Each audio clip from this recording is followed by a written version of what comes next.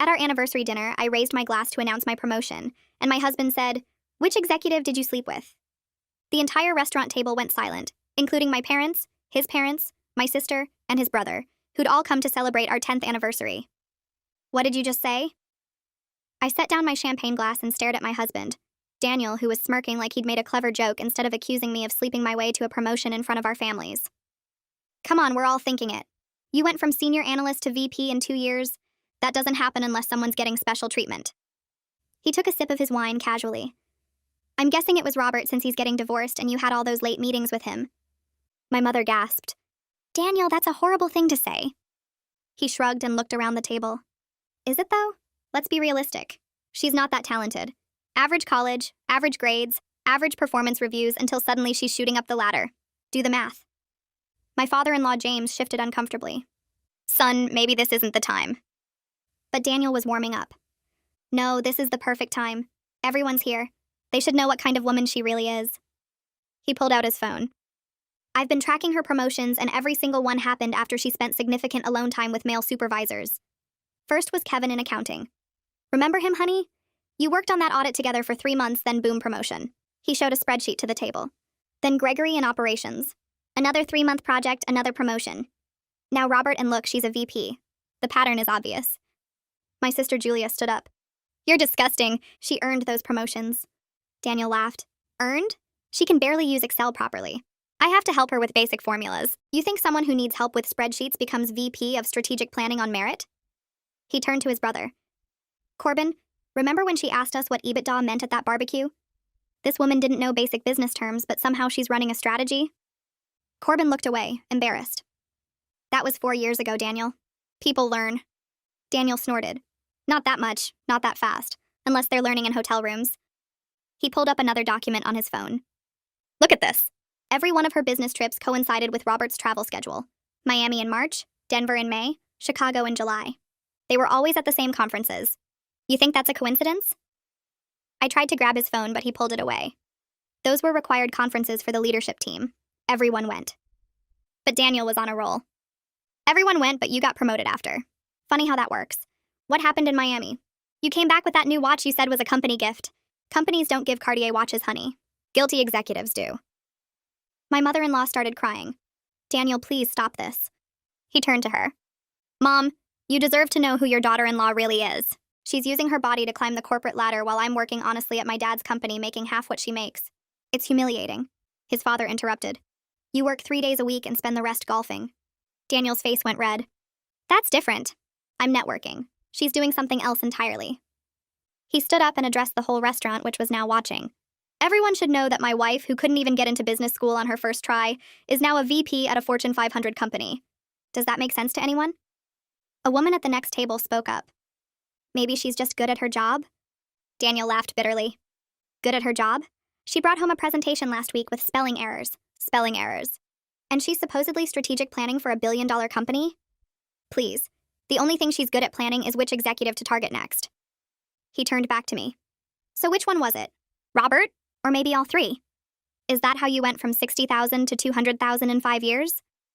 My sister pulled out her phone. "Actually, Daniel, I have something interesting here." She showed the screen to everyone. "This is from your company's website. It shows you as a junior sales associate. The same position you've had for 8 years.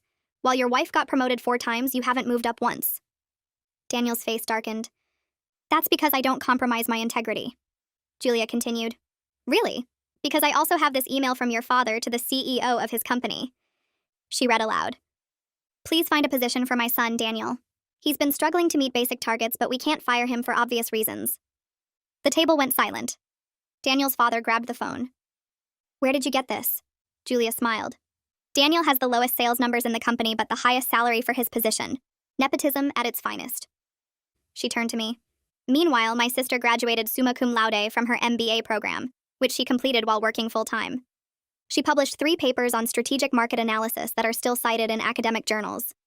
Her previous company tried to counteroffer with a 30% raise to keep her." Daniel's mother looked at him, shocked. "You said she barely graduated." Julia pulled up another document. "This email is from 8 years ago, right when Daniel started at the company.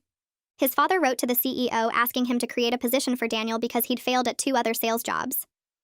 Julia scrolled down on her phone, reading more details while everyone at the table leaned in to look. Daniel's first-year performance review shows he missed every single quarterly target. Second year, same thing. Third year, he actually lost 3 major accounts because he forgot to follow up with clients. She turned the phone toward Henrietta and James. Year 4, the regional manager recommended termination, but James overrode it. Year 5, another termination recommendation, blocked again. Years 6 and 7, Daniel was moved to smaller accounts where he couldn't do as much damage, but his sales numbers stayed at the bottom of the entire department.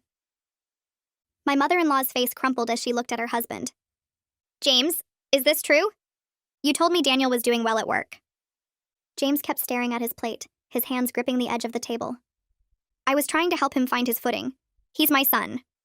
What father wouldn't help his son? Julia wasn't done yet. The email also mentions Daniel's salary. Want to know what he makes? She looked around the table. $95,000 a year. The average salary for junior sales associates at that company is $58,000. Daniel makes 40% more than his colleagues while producing 60% less in actual sales. Daniel lunged across the table trying to grab Julia's phone, his face turning a dark purple color that made the veins in his neck stand out. Give me that right now! Julia stepped back smoothly, holding the phone out of his reach while she kept reading. Oh, this is interesting. 3 separate times, the company tried to put Daniel on performance improvement plans, standard procedure when someone isn't meeting basic requirements. But each time, James personally intervened and had the plans canceled. She looked at Daniel with something close to pity. Your dad has been protecting you from getting fired for 8 years straight. You haven't earned a single thing at that company.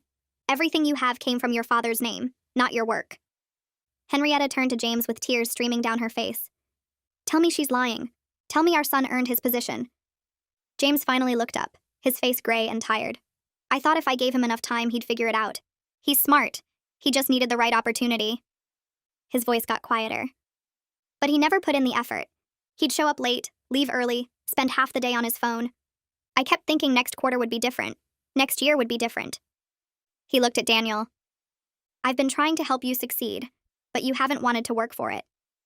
Daniel shoved his chair back so hard it fell over, the crash making people at nearby tables jump. This is garbage! You're all ganging up on me because you can't handle the truth about her. He pointed at me, his fingers shaking. Julia obviously made all this up to make me look bad. She probably hacked into the company server or something. This is a conspiracy to protect my cheating wife.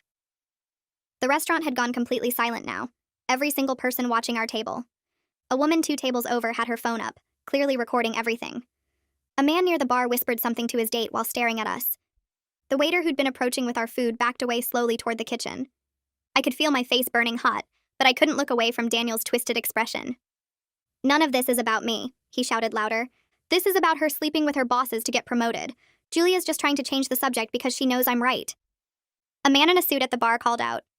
Dude, your sister just showed everyone the actual emails. That's not made up. Daniel whirled toward him. Mind your own business. This is a family matter. The restaurant manager appeared next to our table, a thin man with glasses who looked deeply uncomfortable. Sir, I'm going to have to ask you to lower your voice. You're disturbing the other guests. He glanced around at the watching crowd. Perhaps you could take this discussion outside? Daniel ignored him completely. The emails prove nothing. My father was just being supportive. That's what good parents do. Unlike her parents, who probably pushed her into sleeping around to make up for her average abilities. My mother gasped and grabbed my father's arm. Julia held up her phone again. Actually, the emails prove everything. They show a pattern of special treatment, inflated salary, and protection from consequences. That's called nepotism, Daniel. It means you got everything handed to you while criticizing your wife for actually earning her success. My hands were shaking so badly I had to grip the edge of the table to steady them, but I finally found my voice. I never cheated on you. Not once. Not ever. My voice came out steadier than I expected, cutting through the noise. Every single promotion I earned came from years of hard work and proven results. I worked 60-hour weeks. I completed projects ahead of schedule. I brought in new clients and saved the company millions in efficiency improvements. Daniel laughed, but it sounded mean and sharp. Oh, please, spare me the humble brag. I kept going, my voice getting stronger. I led the market analysis project that identified 3 new revenue streams. I restructured the entire strategic planning process, which increased our forecasting accuracy by 32%. I personally negotiated the partnership deal with Meridian Corp that brought in $45 million in new business. The words poured out, all the accomplishments I'd downplayed for years to avoid making Daniel feel bad. I published research papers that are used in business school programs. I won the National Strategy Award 2 years ago. I was invited to speak at 4 industry conferences last year because people actually value my expertise. Julia pulled up my LinkedIn profile on her phone and turned it toward the table. Look at this. 3 published papers on strategic market analysis in peer-reviewed journals. Her MBA thesis won the Hutchins Award for Innovative Business Research. It's been cited in 73 other academic papers. She scrolled down. Here are recommendations from 5 different executives. Listen to what Robert wrote, since Daniel's so obsessed with him. She read from the screen. Working with this strategist transformed our entire approach to market forecasting. Her analytical skills are unmatched, and her ability to identify emerging trends saved our division from multiple costly mistakes. She's the most talented strategic planner I've worked with in my 20-year career. Corbin spoke up quietly from the end of the table, his voice sad. Daniel, sit down. You're making this worse. He looked at his father. I've known for years that Dad was covering for you at work. Everyone in the family knew except Mom. He turned to me. I'm sorry. I should have said something a long time ago. You didn't deserve any of this. Daniel's face went even darker. You too? My own brother's turning against me? But Corbin just shook his head. I'm not against you. I just think you need to hear the truth. You've been coasting on Dad's name while resenting your wife for actually working hard. That's not fair to anyone, especially not to her. Daniel refused to sit down. Instead, he turned to face the entire restaurant, spreading his arms wide.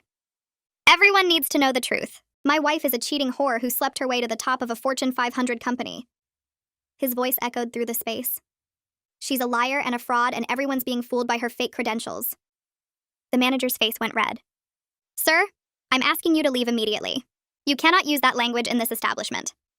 Several diners started booing. A woman near the window stood up. Get out! Nobody wants to hear your garbage!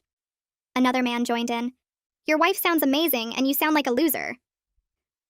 More people started booing, some standing up and pointing toward the exit. My father Ken rose slowly from his seat, and something about the way he moved made everyone go quiet again. He's not a tall man, but right then he seemed to fill the entire space around our table. Daniel, you will never speak to my daughter that way again.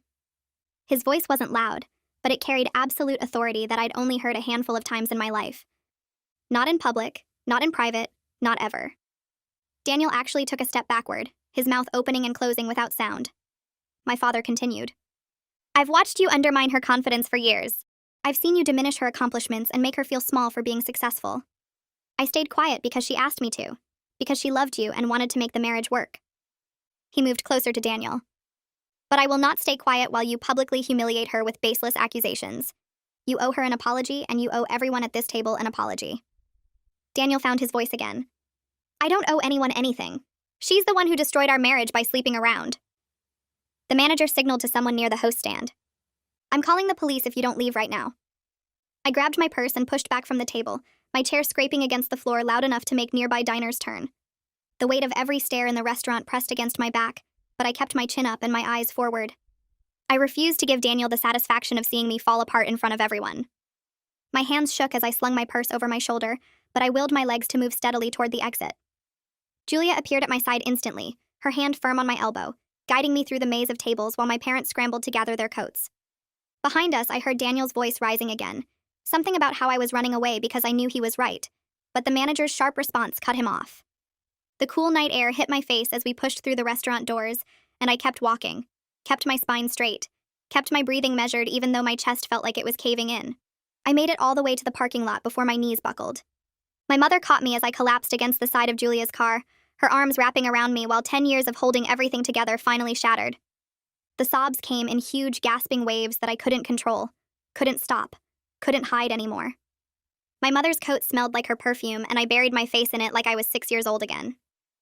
Julia stood guard a few feet away, her phone pressed to her ear, her voice crisp and professional as she explained to someone that she needed an emergency appointment for her sister tomorrow morning. First thing, it couldn't wait. My father paced near the parking lot entrance, watching the restaurant doors like he expected Daniel to come after us. His jaw was clenched, so tight I could see the muscle jumping even from where I sat crumpled on the ground. Every few seconds, another sob would tear through me, and my mother would hold tighter, rocking me slightly, whispering that it was okay, that I was safe now, that everything would be okay, even though we both knew nothing was okay. My father finally stopped pacing and crouched down next to me, his hand gentle on my shoulder. He asked where I was staying tonight because I clearly couldn't go home to Daniel, his voice careful like he was talking to someone in shock. The question cut through my crying because I realized I hadn't thought that far ahead. I'd been so focused on just getting through the anniversary dinner, on announcing my promotion, on celebrating what should have been a happy milestone. The idea of going back to our house, to our bedroom, to the life I thought I had, made my stomach twist. I couldn't picture walking through that door knowing what Daniel really thought of me, knowing he'd spent years building this twisted narrative in his head while I worked late and traveled for conferences and earned every single promotion through actual merit. My mother's arms tightened around me as another wave of tears hit, and I heard myself make a sound that didn't seem human. Julia ended her call and knelt down in front of me, taking both my hands in hers. She insisted I stay at her apartment, and then she said something that made me look up through my tears. She'd been collecting evidence of Daniel's behavior for months, documentation of his increasingly bitter comments about my career, screenshots of his social media posts, records of things he'd said to family members. She'd suspected he might eventually do something like this based on the pattern she'd noticed. Her voice was steady and sure, and I realized my little sister had been protecting me this whole time, watching my back while I was too busy trying to save my marriage to see what was happening. She'd known before I did that Daniel wasn't just insecure, he was building toward something and she'd been preparing for it. The thought made me cry harder but also sparked something else, something that felt like relief mixed with rage. Julia squeezed my hands and told me we were going to fix this. We were going to document everything. We were going to make sure Daniel couldn't hurt me anymore. We drove to my house while Daniel was still at the restaurant, Julia's car silent except for my occasional hiccuping sobs. My parents followed in their car, my father's headlights steady in the rearview mirror like a promise that I wasn't alone. The house looked exactly the same as when I'd left it 3 hours ago to get ready for our anniversary dinner. The porch light was on, the garden looked neat, the mailbox still had our names on it like we were a normal happy couple. I used my key to unlock the front door and stepped into the entryway feeling like a stranger in my own home. Everything looked different now, tainted by what I knew about Daniel's thoughts, his tracking, his accusations. I moved quickly through the living room toward our bedroom, Julia right behind me with an empty suitcase she'd grabbed from her trunk. My mother went to the kitchen to make tea like that would somehow fix this. My father stood in the hallway, his presence solid and protective. I grabbed clothes from my dresser without really looking at what I was taking, just shoving things into the suitcase. Underwear, bras, socks, jeans, work blouses, my favorite sweater. I moved to the bathroom and swept toiletries into a bag. My toothbrush, face wash, makeup, the expensive moisturizer I'd bought with my last bonus. Everything felt mechanical, like I was watching myself from outside my body. Julia worked alongside me, opening drawers, checking closets, asking if I wanted this or that. When I moved to Daniel's side of the bedroom to grab my phone charger from the nightstand, I noticed his laptop sitting open on his desk. The screen was still lit, showing a spreadsheet with dates and locations. My hands froze on the charger cord. I walked over to the desk and stared at Daniel's laptop, my breath catching as I recognized my work calendar recreated in obsessive detail. He had spreadsheets documenting every business trip I'd taken over the past 3 years, every late meeting, every conference I'd attended. The columns were labeled with headers like location, duration, male colleagues present, and promotion timeline. He'd color-coded everything, red for trips that happened within 3 months of a promotion, yellow for regular business travel, green for local late meetings. The entire screen was mostly red and yellow. I scrolled down and found more tabs, each one dedicated to a different executive I'd worked with. Kevin from accounting had his own spreadsheet tracking the audit project we'd done together 4 years ago. Gregory from operations had detailed notes about our collaboration on the supply chain initiative. Robert had the most extensive documentation, including screenshots of his LinkedIn profile, notes about his divorce filing date, and a list of every conference we'd both attended with hotel names and dates highlighted. Julia appeared at my shoulder and immediately pulled out her phone. She started photographing everything on the laptop screen, her movements quick and efficient like she'd done this before. She clicked through Daniel's browser history, and I watched her face harden as she found the websites he'd been visiting. Men's rights forums with threads about exposing unfaithful wives, discussion boards where users encouraged each other to gather evidence and confront their partners publicly, posts filled with paranoid theories about successful women and how they must be sleeping their way to the top because women couldn't possibly earn promotions on merit. Julia photographed it all, her jaw clenched, her eyes scanning each page with laser focus. She found Daniel's posts under a username I didn't recognize, asking for advice on how to expose his wife's affairs at a family dinner, asking what kind of evidence would be most convincing, asking if he should confront her privately first or go straight to public humiliation. The responses urged him to make it public, to embarrass her in front of everyone, to destroy her reputation the way she'd supposedly destroyed their marriage. My phone started buzzing in my pocket, the vibration insistent against my hip. I pulled it out and saw texts from Henrietta flooding the screen. "I'm so sorry about Daniel's behavior. Please give him another chance. He's under so much stress at work. He didn't mean what he said. He loves you. We can work this out as a family. The messages kept coming, each one making excuses, each one asking me to forgive him, each one pretending that what happened at the restaurant was just a misunderstanding instead of a calculated public attack. I stared at the screen feeling nothing but exhaustion. My mother-in-law had watched her son accuse me of being a whore in front of dozens of people, and her response was to ask me to give him another chance because he was stressed. The phone buzzed again with another message and I turned it off completely, the screen going black in my hand. I finished packing with renewed focus, grabbing important documents from the file cabinet in our home office. My passport, birth certificate, social security card, bank statements, investment account information, copies of my employment contract and promotion letters. Julia reminded me to take anything with sentimental value because I might not want to come back here. I grabbed the photo album from my college graduation, the jewelry box my grandmother left me, the framed picture of my parents from their wedding. I left behind the wedding photos of Daniel and me, the vacation pictures from trips we'd taken, the anniversary gifts he'd given me over the years. Those belonged to a marriage that I now realized had been dying for a long time, killed slowly by his resentment and insecurity while I was too busy working to notice. We loaded everything into Julia's car, and I took one last look at the house before climbing into the passenger seat. My father squeezed my shoulder through the car window and promised he'd check on the house tomorrow, make sure Daniel didn't do anything stupid when he came home and found my things gone. At Julia's apartment, I collapsed onto her couch while she made coffee and pulled out a thick folder from her desk drawer. She sat down next to me and opened the folder, revealing months of evidence she'd been compiling. Emails from Daniel's coworkers at his father's company complaining about his lack of effort, about missed deadlines and lost clients. Performance reviews showing declining results year after year, with notes from managers recommending performance improvement plans that were never implemented because of James's interference.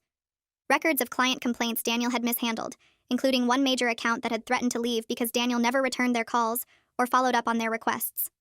Julia had screenshots of Daniel's social media posts from the past 2 years, a timeline of his increasingly bitter comments about successful women, about affirmative action, about how the corporate world was rigged against men. She'd documented every snide remark he'd made at family gatherings about my career, every time he'd diminished my accomplishments or suggested I'd gotten lucky instead of earned my success. The evidence was overwhelming and damning, and I realized my sister had been watching this train wreck unfold while trying to protect me, gathering ammunition for a fight she knew was coming even when I was still pretending everything was fine. I slept better at Julia's apartment than I had in months, maybe years. Sunday morning, she made coffee and we sat at her kitchen table planning the next steps. She'd already emailed the attorney to confirm my appointment for Monday at 9. I spent the day organizing documents, printing bank statements, pulling together tax returns from the past 5 years. Every piece of paper felt like armor I was building against whatever Daniel might try next. My phone buzzed constantly with messages from Henrietta begging me to reconsider, from Daniel's number that I'd already blocked, from my mother checking if I needed anything. I turned the phone face down and focused on the spreadsheets Julia helped me create showing our joint assets, my individual retirement accounts, the investment portfolio I'd built from my bonuses. Monday morning arrived cold and gray. I dressed in my best suit, the navy one I wore for important presentations, and Julia drove me downtown to the law offices. The building was all glass and steel, the kind of place that charged by the minute. I sat in the waiting room flipping through a magazine without seeing any of the words until the receptionist called my name. The attorney's office was smaller than I expected, lined with law books and framed degrees. She stood up when I entered, a woman maybe 10 years older than me with short gray hair and sharp eyes behind black-rimmed glasses. She shook my hand firmly and gestured to the leather chair across from her desk. I sat down and placed my folder of documents on my lap, suddenly aware of how fast my heart was beating. She opened a yellow legal pad and uncapped a pen. She asked me to start from the beginning, so I told her about the anniversary dinner, about Daniel's accusations in front of our families, about the spreadsheets he'd created tracking my work schedule. I showed her the photos Julia had taken of Daniel's laptop, the evidence of his forum posts, the pattern of obsessive monitoring. She took notes without interrupting, her expression neutral and professional. When I finished, she leaned back in her chair and tapped her pen against the pad. She explained that Daniel's public accusations could actually strengthen my position, especially with multiple witnesses who could testify he made false claims about my professional conduct. She asked if I wanted to pursue defamation charges alongside the divorce. The question hung in the air between us while I considered it. Part of me wanted to make Daniel pay for humiliating me, for trying to destroy my reputation with lies. But a bigger part just wanted to be free of him as quickly as possible. I shook my head and told her I just wanted a clean divorce, wanted to protect my career and move forward with my life. She nodded like she'd expected that answer and made another note on her pad. She asked about our financial situation and I handed over the folder I'd prepared. She flipped through the bank statements and investment records, pausing occasionally to ask questions about specific accounts or transactions.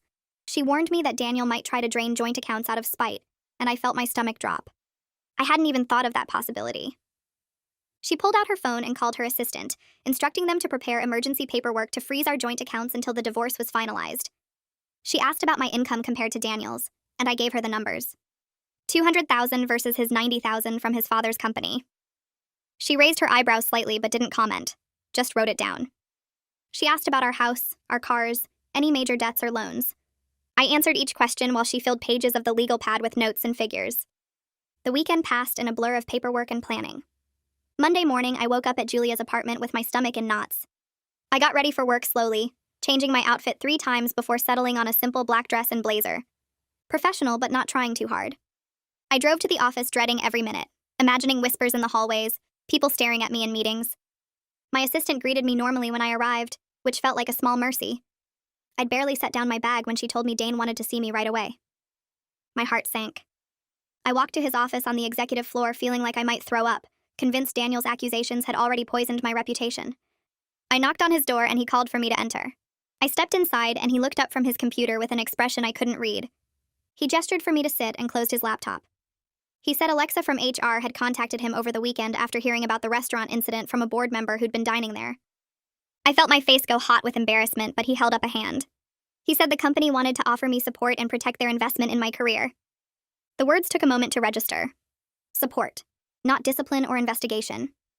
He explained that the executive team took reputation attacks seriously, especially false accusations about professional misconduct. He asked if I was okay and if there was anything I needed. I nodded, not trusting my voice yet. He said Alexa wanted to meet with me that afternoon if I was available. I managed to say yes, and he smiled, told me to take whatever time I needed to handle my personal situation. Alexa's office was on the 3rd floor, decorated with plants and family photos that made it feel less corporate than most HR spaces. She closed the door behind me and offered coffee, which I accepted just to have something to do with my hands. She sat across from me and explained that the company had strict policies against exactly what Daniel had accused me of, and they maintained detailed documentation of all promotion decisions specifically to defend against such claims. She asked if I wanted to file a formal complaint about his defamatory statements. I hesitated, still processing that my company was protecting me instead of investigating me. She explained they took these situations seriously because false accusations could damage both the employee and the company's reputation. I asked what filing a complaint would involve, and she outlined the process, the documentation they would need, the potential outcomes. I pulled out my phone and showed her the evidence I'd already gathered. My complete employment history, performance reviews dating back 5 years, project outcomes with measurable results, business case analyses I'd written that led to each promotion. She transferred the files to her computer and opened them one by one, nodding as she read.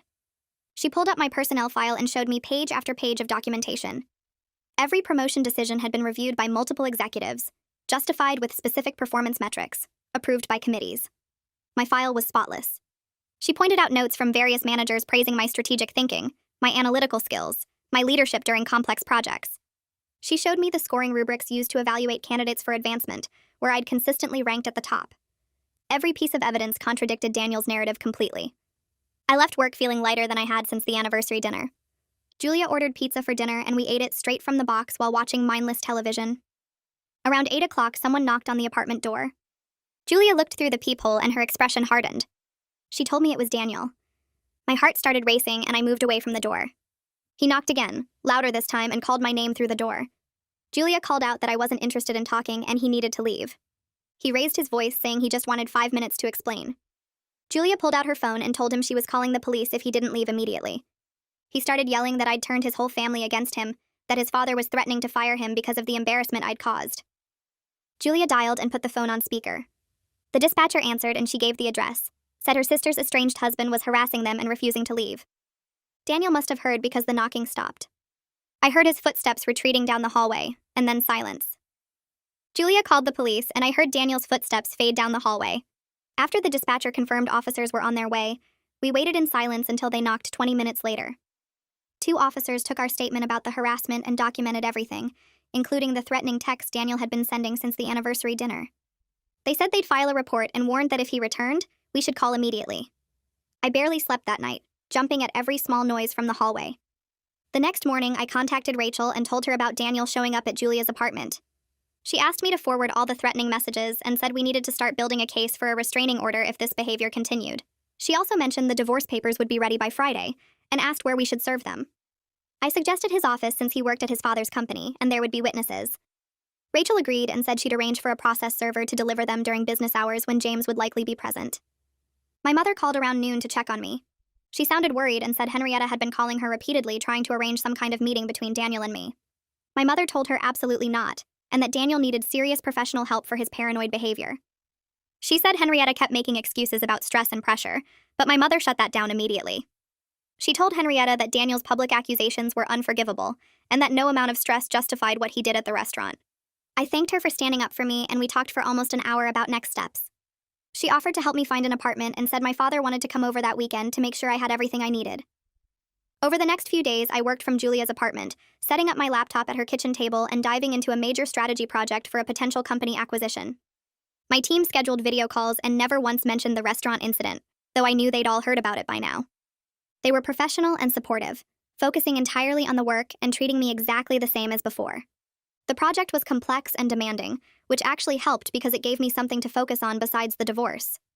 I spent 12-hour days analyzing market data, building financial models, and preparing presentations for the executive team.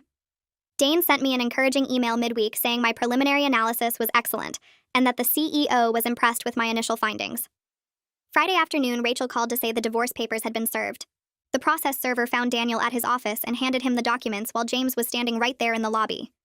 She said Daniel's face went white when he saw what they were, and that James took him into a private office immediately after. About 2 hours later, James called me directly. His voice was quiet, and he apologized for his son's behavior at the restaurant and everything that followed. He said he'd been enabling Daniel for too long and that the public accusations were inexcusable.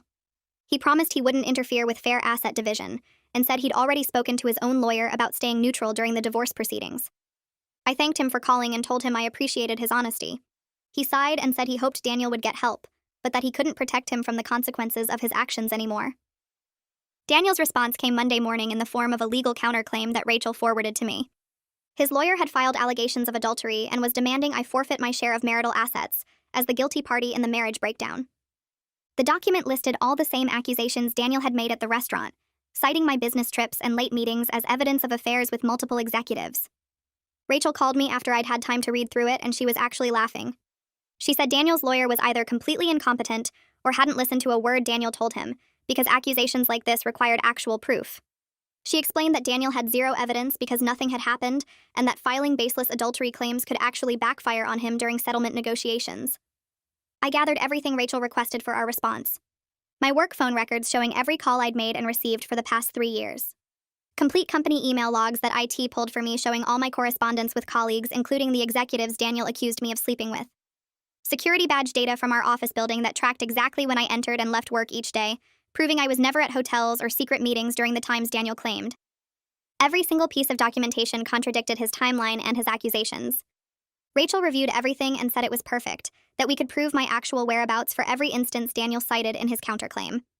She was already drafting a response that would demolish his adultery allegations with hard data. While dealing with the legal battle, Julia helped me apartment hunt during evenings and weekends. We looked at 6 different places before finding a beautiful 1-bedroom in a building with excellent security features. The apartment had a doorman, security cameras in all common areas, and required key card access to get past the lobby. The rent was higher than I'd planned, but I could afford it with my salary, and I needed the peace of mind. I signed the lease that same day and arranged to move in 2 weeks later. Julia came with me to buy basic furniture, and we spent a Saturday picking out a couch, bed frame, and kitchen table. It felt good to choose things that were completely mine, not shared with Daniel, or compromised to match his preferences. The following weekend, I went to the house I'd shared with Daniel to start packing my belongings. I brought Julia and my father with me for support, and in case Daniel tried anything. When we arrived, Daniel was standing in the driveway with his arms crossed. He said I wasn't taking anything because everything in the house belonged to him. My father told him to move aside, but Daniel blocked the front door. I pulled out my phone to call Rachel, and she conference called Daniel's lawyer right there on the spot. Within 15 minutes, she had a judge on the line who issued a temporary order allowing me to retrieve my personal property and half of all jointly purchased items. She emailed the order to Daniel's lawyer, who had to read it out loud to Daniel while we all stood there waiting. Daniel's face turned red, but he moved away from the door. We went inside, and I started in the bedroom, packing my clothes, jewelry, and personal items into boxes. Daniel followed me from room to room, making snide comments about how I was stealing from him. My father finally told him to either leave the house or shut up, and Daniel retreated to the garage. Julia helped me sort through the living room, and we divided furniture based on who had paid for what. I took the bookshelf I'd bought before we got married, the desk I used for work, and several pieces of art I'd inherited from my grandmother. Daniel came back inside when we started loading my father's truck and tried to grab a lamp I was carrying. My father stepped between us and told Daniel that if he touched me or my property again, he'd call the police. Daniel backed off but stood there glaring while we made 3 trips to load everything. By the time we finished, I felt exhausted, but relieved to have my things out of that house. My father arrived with a rental truck the next morning and Corbin showed up right behind him. Daniel stood in the driveway with his arms crossed and a mean look on his face, but he didn't try to stop us this time. We worked quickly, loading boxes and furniture into the truck while Daniel watched from the garage doorway. Corbin carried the heavy stuff without being asked and kept shooting guilty looks at his brother. After we loaded the 3rd box, Corbin pulled me aside near the truck. He looked embarrassed and kept his voice low so Daniel wouldn't hear. He said he should have said something years ago about how Daniel talked about me behind my back. He told me Daniel had always been jealous of anyone who did better than him, even back in high school when Corbin made varsity and Daniel didn't. He said he was glad I was getting out and that I deserved so much better than his brother ever gave me. I thanked him and we went back to loading boxes. By noon, the truck was full and my father drove it to my new apartment across town. The building had a doorman who helped us unload everything into the elevator. My apartment was on the 8th floor with big windows that let in tons of light. Julia met us there with cleaning supplies and helped me unpack the kitchen boxes first. We worked all afternoon setting up furniture and hanging curtains. By evening, the place started to feel like mine. I stood at the window looking out at the city lights and felt something lift off my chest. For the first time in years, I could breathe without worrying about Daniel's mood or whether my good news would make him angry. I realized how much energy I'd spent trying to make myself smaller so he wouldn't feel bad about himself. I'd stopped talking about work promotions at home and learned to downplay my achievements so he wouldn't sulk for days. I'd even turned down speaking opportunities because Daniel said it made him look bad when his wife was more successful than him. Now I had my own space where I could be proud of what I'd accomplished without apologizing for it. Monday morning, Dane sent me a message asking if I was free for lunch. We met at a restaurant near the office and he ordered us both the special without asking what I wanted, which normally would annoy me, but somehow felt comfortable with him. He told me the executive team wanted to offer me a new project, leading strategic planning for a major acquisition the company was considering. The target company had operations in 6 states, and the deal was worth over $300 million. He said my analysis work on the last 2 acquisitions had been outstanding, and everyone agreed I was the right person to lead this one. He looked me straight in the eye and said my work spoke for itself, and the executive team had complete confidence in my abilities. I felt tears start but blinked them back and thanked him. He said I should take the rest of the day to review the preliminary materials, and we'd kick off the full project team on Wednesday. Walking back to the office, I felt excited about work in a way I hadn't in months. I dove into the acquisition project with everything I had. The team included people from finance, operations, legal, and IT, all of them smart and eager to collaborate. We spent the first week mapping out the target company's structure and identifying potential risks. My colleagues asked good questions and built on each other's ideas instead of competing for credit. One woman from finance stayed late with me going through their balance sheets and we ordered pizza and worked until 9. She told me she'd heard about what happened at my anniversary dinner and said her ex-husband had been the same way about her career. We talked about how some men just couldn't handle their wives being successful and how much better life was without that constant resentment. I went home to my new apartment feeling energized instead of drained. The next morning, Rachel called with an update. She said Daniel's lawyer had contacted her recommending that Daniel drop the adultery claims. They had zero evidence because nothing had happened, and continuing with those accusations would only make Daniel look worse in court. Rachel was negotiating a straightforward asset division based on our prenuptial agreement. I'd completely forgotten about the prenup we signed before marriage. Daniel's father had insisted on it, and at the time I thought it was insulting, but now I was grateful. The agreement protected assets each of us brought into the marriage and earned individually during it. Since I out-earned Daniel by a lot, this worked heavily in my favor. My retirement accounts, investment portfolio, and the bonuses I'd saved were all mine. Daniel would keep his trust fund from his grandfather, and whatever he'd managed to save from his salary. Rachel said she was pushing for a quick settlement, and thought we could have everything finalized within 3 months. 2 weeks later, she called again. Daniel had agreed to mediation after his lawyer explained that going to trial would only expose his baseless accusations in public court records, and likely result in him paying my legal fees on top of his own. We scheduled the mediation for the following Tuesday at Rachel's office. The day arrived and I dressed in my best suit, the navy one I wore for board presentations. Daniel showed up in jeans and a wrinkled shirt looking like he hadn't slept in days. We sat on opposite sides of a long conference table with our lawyers between us. Daniel wouldn't look at me the entire time. His lawyer did most of the talking while Rachel laid out our proposed asset division. We went through everything methodically. Daniel would keep the house but assume the full mortgage payment. I would take my retirement accounts, my investment portfolio, and the car I'd bought with my bonus money. We'd split the joint savings account 50-50. Daniel's lawyer argued about the car, but Rachel pulled out the purchase receipt showing I'd paid for it entirely with funds from my individual account. After 4 hours, we had everything worked out. Daniel signed the papers without saying a word to me. His hand shook a little when he wrote his name, and for a second I almost felt sorry for him. Then I remembered him standing in that restaurant calling me names in front of everyone we knew, and the feeling passed. 3 months after the anniversary dinner that destroyed my marriage, the divorce was finalized. The judge signed the papers on a Thursday morning, and Rachel messaged me a photo of the final decree. I was in a project meeting when I got it and had to excuse myself to the bathroom. I looked at myself in the mirror and felt relief wash over me like cool water. I was free. Free to focus on my career without someone resenting every achievement. Free to be proud of my work without downplaying it. Free to build a life without Daniel's constant bitterness weighing me down. I went back to the meeting and jumped into the discussion about market projections with renewed energy. My career was mine again, and I was ready to see how far I could go.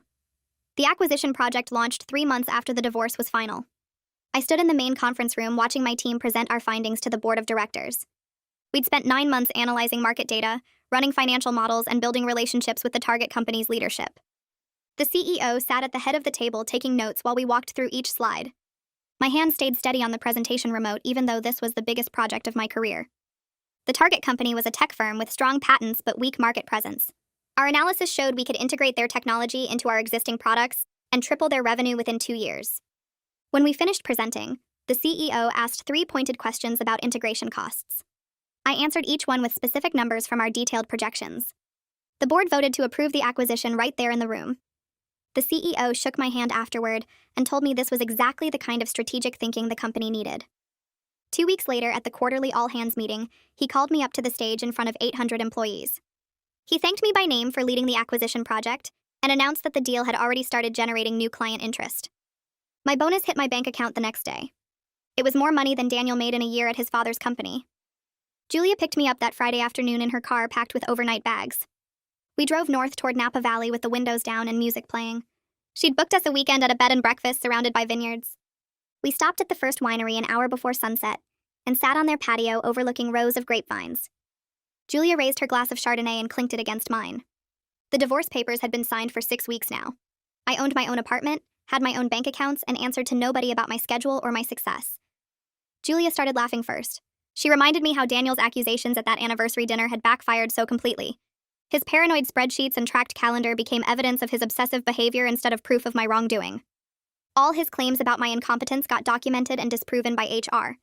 His public meltdown got witnessed by dozens of people who could testify to his instability. I laughed too, realizing that Daniel's attempt to destroy my reputation had actually forced me to document my achievements more thoroughly than I ever would have otherwise. Every promotion now had a paper trail showing exactly why I earned it. Every project had measurable results proving my contributions. Every accusation had been investigated and cleared. Julia ordered another bottle of wine, and we spent the evening talking about everything except Daniel. We made plans to visit Italy next spring. We talked about her dating life and her plans to apply for a promotion at her own company. The sunset turned the vineyard gold and then purple. For the first time in years, I felt completely relaxed. I started dating 2 months after the divorce was final. A friend from work introduced me to someone she knew from business school. We met for coffee on a Saturday morning and talked for 3 hours. He worked in venture capital and traveled constantly for his job. When I mentioned my recent promotion, he asked detailed questions about the acquisition strategy and seemed genuinely interested in the answers. We went to dinner the following week. He picked a restaurant I'd been wanting to try to didn't flinch when I ordered an expensive bottle of wine. Over the next few months, I went on dates with different men I met through friends and professional events. Some led to second dates and some didn't. The difference from dating Daniel was striking. These men had their own successful careers and their own ambitions. They didn't feel threatened when I talked about my work. They didn't make jokes about my intelligence or suggest I'd gotten ahead through anything except merit. One guy I dated for 6 weeks was a patent attorney who regularly worked 80-hour weeks. He understood demanding careers and never questioned why I had evening meetings or weekend work sessions. Another man I saw for a while ran his own consulting firm and actually asked for my advice on a market analysis project he was struggling with. Dating felt easy and fun instead of like walking through a minefield of Daniel's insecurities. My phone buzzed one Tuesday morning with a text from a number I didn't recognize. The message said it was Henrietta and asked if we could talk. I stared at the screen for a full minute before responding. She called 5 minutes later. Her voice sounded tired and older than I remembered. She apologized for what happened at the anniversary dinner and for the months afterward when she'd tried to defend Daniel's behavior. She admitted that she and James had been enabling their son for years, always making excuses for his failures and blaming other people for his problems. They'd finally accepted that Daniel needed professional help. James had given Daniel an ultimatum at work. Either start attending therapy twice a week and show real improvement, or lose his position at the company. Daniel had chosen therapy after his father made it clear the decision was final. Henrietta said the therapist had helped them see how their constant protection had prevented Daniel from developing any resilience or self-awareness. She wasn't making excuses for what he'd done to me. She just wanted me to know that they were trying to help him become a better person, even if it was years too late. I thanked her for calling and told her I appreciated the apology. We agreed to meet for coffee the following week. The coffee shop Henrietta suggested was halfway between our neighborhoods. I arrived first and ordered a latte, then sat at a corner table watching the door. She walked in looking smaller than I remembered, her shoulders slightly hunched. We hugged briefly and awkwardly. For the first 20 minutes, we talked about neutral things like her garden and my new apartment. Then she brought up Daniel again. She didn't ask me to forgive him or to reconsider the divorce. She just wanted me to understand that she felt terrible about how things had ended. I told her the truth. I didn't hate her. She'd been caught in an impossible situation that night at the restaurant, watching her son publicly humiliate his wife. But I also couldn't pretend we'd ever be close again. She was Daniel's mother first, and always would be. That meant there would always be a barrier between us. We couldn't have the kind of relationship where we called each other for advice or met for lunch regularly. But we could be polite and respectful if we ran into each other. She nodded and said she understood. We finished our coffee and hugged again before leaving. It felt like closing a door gently instead of slamming it. 6 months passed after I moved out of the house I'd shared with Daniel. My career kept getting stronger. The acquisition I'd led was performing even better than projected, and I'd been assigned 2 more major projects. My apartment was decorated exactly how I wanted it, with modern furniture and artwork I'd chosen myself. I was seeing someone new, a software executive I'd met at an industry conference. He traveled as much as I did and understood the demands of a high-pressure career. When I told him about a difficult negotiation I was handling, he listened carefully and asked smart questions. When I succeeded at something, he celebrated with me instead of finding ways to diminish it. He thought my ambition was attractive instead of threatening. We'd been dating for 3 months, and it felt easy in a way my marriage never had. No walking on eggshells about my success. No downplaying my achievements to protect someone's ego. No constant low-level anxiety about whether my next promotion would trigger another crisis. I could just be myself completely. My life had become exactly what I'd worked for, without anyone trying to tear it down. The company called an executive meeting for a Monday morning in late September. I walked into the conference room expecting another quarterly review. Instead, the CEO announced a major restructuring that would create a new senior vice president role overseeing strategic planning across multiple divisions. He looked directly at me and said they wanted to offer me the position. The promotion came with expanded responsibilities, a significant raise, and a seat in the senior leadership meetings where company direction got decided. I accepted immediately. Later that day, I sent a group text to my parents and Julia sharing the news. My phone started ringing within seconds. My mother called first, crying happy tears. Julia sent a string of celebration emojis. My father left a voicemail saying how proud he was. That evening, I went to dinner with the software executive I'd been dating. He ordered champagne without me asking and toasted to my success. Nobody questioned how I'd earned it. Nobody suggested I'd compromised anything to get ahead. Nobody made me feel like I needed to apologize for being good at my job. Everyone around me just celebrated. The professional conference was in Chicago in early November. I was scheduled to speak on a panel about strategic market analysis. I arrived at the convention center early to review my notes and ran straight into Daniel in the main lobby. He looked terrible. His suit was wrinkled and hung loose on his frame like he'd lost weight. Dark circles shadowed his eyes and his hair needed cutting. He stopped walking when he saw me. For a few seconds, we just stood there 3 feet apart while conference attendees streamed past us. He opened his mouth like he wanted to say something. I could see him forming words, probably an apology or an explanation. I gave him a brief nod, the kind you'd give any professional acquaintance, and walked past him toward the conference rooms. I didn't look back. There was nothing he could say that would matter now. That part of my life was finished. Julia called me 2 weeks later while I was working late at the office. She'd heard through Corbin that Daniel had been fired from James's company. Apparently, he'd shown up drunk to an important client meeting and made inappropriate comments to the client's wife. James had tried to help him for years, covering for missed deadlines and poor performance, sending him to therapy, giving him chance after chance to improve. But he finally had to prioritize the business over his son. The company couldn't afford to keep losing clients because of Daniel's behavior. Corbin said their father had actually cried when he made the decision to fire Daniel, but he'd had no choice. The business employed 40 people whose families depended on those jobs. Julia asked if I felt bad for Daniel. I thought about it for a minute. Part of me did feel sorry for him. He'd destroyed his marriage, his career, and his relationship with his family because he couldn't handle his own insecurity. But mostly, I just felt grateful. Grateful I'd gotten out when I did. Grateful I hadn't wasted more years trying to make him feel better about himself. Grateful I'd built a life where my success was celebrated instead of resented. Daniel's problems had never actually been about me. They'd always been about his refusal to work on himself, to face his own failures, to build something instead of tearing other people down. I'd spent 10 years trying to make myself smaller so he could feel bigger. Now I was done shrinking. I started dating someone I met through a professional networking event about 8 months after my divorce became final. His name was Nathan, and he worked as a financial consultant for a different Fortune 500 company. We met at a panel discussion about market trends and ended up talking for 2 hours after the event ended. He asked intelligent questions about my work and seemed genuinely interested in my strategic planning projects. When I mentioned my recent promotion to senior vice president, he congratulated me without any hint of jealousy or skepticism. Our first real date was dinner at a small Italian restaurant where we talked about our careers, our families, and what we wanted from life. He told me about building his consulting practice from the ground up and the satisfaction he got from helping companies solve complex financial problems. I shared my experience with the divorce and Daniel's accusations. Nathan listened carefully and said any man who felt threatened by his partner's success had serious insecurity issues that had nothing to do with the partner. We started seeing each other regularly after that. He had his own demanding career with frequent travel and long hours, but he never once complained when I worked late or had to fly out for business meetings. Instead, he'd text me good luck messages before important presentations and want to hear all about my projects when we got together. He celebrated my wins like they were his own and offered thoughtful advice when I faced challenges at work. We were equals in every possible way. Both ambitious, both driven, both respectful of each other's professional commitments.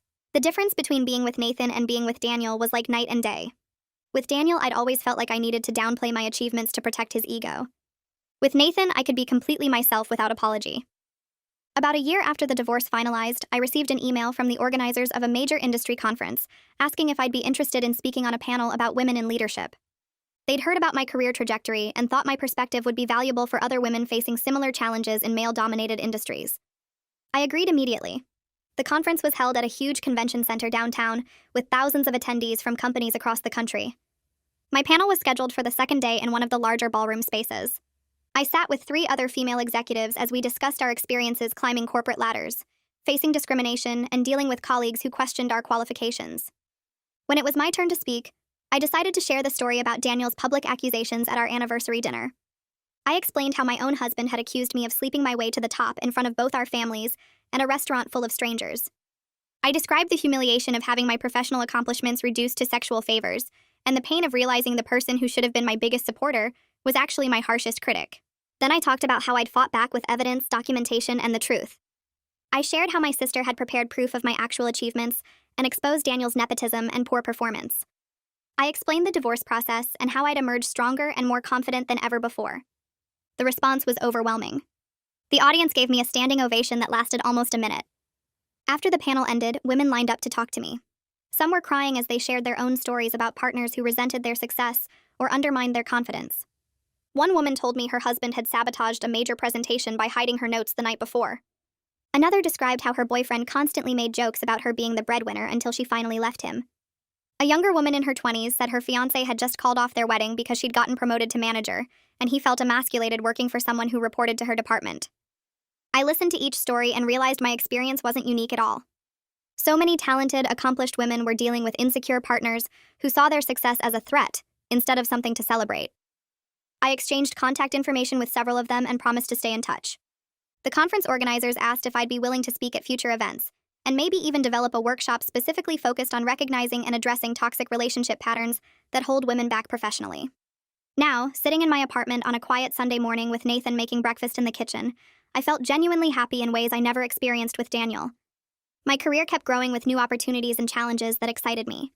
My relationships were healthy and supportive with people who wanted me to succeed.